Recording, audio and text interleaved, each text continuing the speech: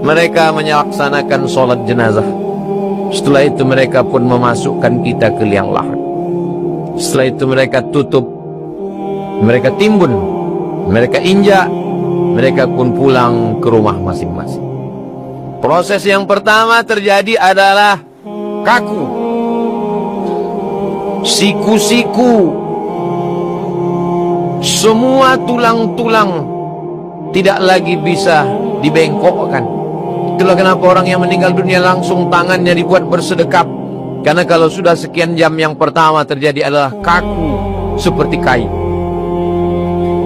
Tangan, leher, kaki tak dapat lagi bergerak karena darah sudah membeku. Proses yang kedua adalah pembengkakan. Karena di dalam badan ada gas, maka ketika itu mulailah membengkak. Itulah kenapa bangkai ikan hiu yang ada di tengah laut tidak boleh disentuh karena dia akan meledak. Maka manusia yang ada di dalam tanah, wajahnya membengkak, kulit kepalanya mulai membengkak, usus mulai keluar bakteri-bakteri, kuman-kuman, lalu kemudian membengkak. Setelah kaku kemudian membengkak, setelah membengkak kemudian memecah. Maka kulit kepala yang dipakai dengan sampo, sabun, pagi, petang, siang, malam, mandi, bersih, kulit kepala mulai mengelupas. Kuku-kuku yang selama ini dibawa ke tempat untuk membersihkan, khusus kuku bagi orang-orang yang banyak uang dan harta, kuku mulai lepas dari ujung-ujung jari karena kulit mulai mengelupas. Perut mulai menggelembung, usus-usus membengkak, lalu kemudian perut pun pecah, pori-pori membesar, lalu kemudian kulit mengelupas, warnanya warna hitam lebam, lalu kemudian cacing, belatung, ular, kalajengking berdatangan. Kita hanyalah setumpuk daging busuk yang akan menjadi santapan satincang. Mana orang kaya, mana pejabat, mana yang ganteng, mana rakyat jelata, sama di hadapan Allah Subhanahu wa ta'ala. Lalu pada akhirnya semua makhluk yang ada di dalam tanah, yang menjijikkan, yang tidak pernah tersengat matahari, yang tidak bermata, tidak bertelinga, tidak bertangan, tidak berkaki, mereka lah yang menikmati jasad manusia yang selalu dipoles, dimanjakan, dijaga, dipelihara, dimandikan, dibersihkan. Pada akhirnya ia hanyalah menjadi santapan cacing, ular, ulat, belatung. Berubah tulang belulang, rambut dan tulang lama sesuai dengan kadar tanah. Ada tanah bebatuan, ada tanah gambut, ada tanah kapur. Pada akhirnya kita hilang.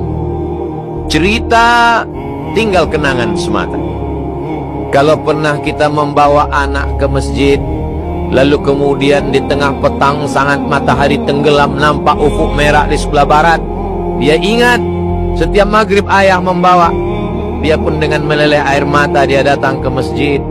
Di saat itulah datang setetes dua tetes aliran pahala dari anak yang soleh. Kalau pernah kita bangunkan, dia jagakan, kita bawa dia ke masjid untuk beriktikaf.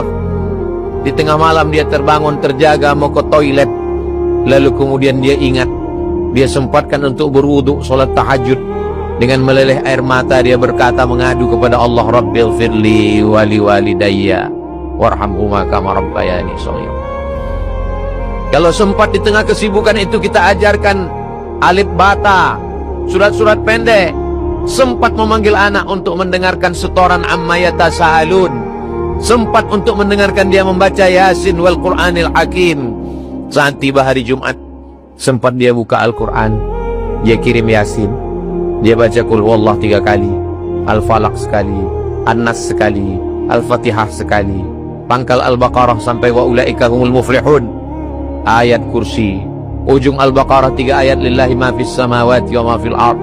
Dia hadiahkan bacaan untuk almarhumah ibu, almarhum ayah. Itulah yang sampai ke kita.